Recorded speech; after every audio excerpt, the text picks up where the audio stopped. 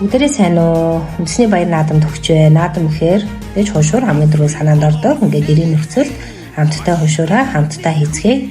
Гурилан дээрээ өндөг хийж өгнө. Ингээд эрэс нус хийгээд зурн шингэвтер зурч өгнө.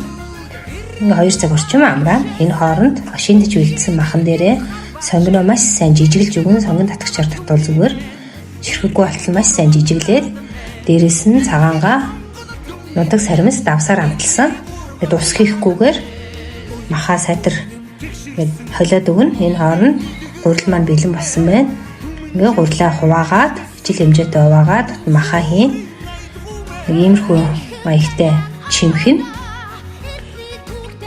Ингээ чимгэж үлдсэн гурилаа тосолж яваад илдээд өгнө. Энэ илдээд нэг иймэрхүү болно. Энэ хооронд тусаа халаагаад тосоо маш сайн халаасан байх ёстой. Ингээд нэг хушуур маань иймэрхүү болж байгаа. Энэ маш гоё амттай гоё болсон. Тэгээд наадмын хушуураа гэртээ хийгээд хідэрээ бичлэгийг маань үзсэнд баярлалаа.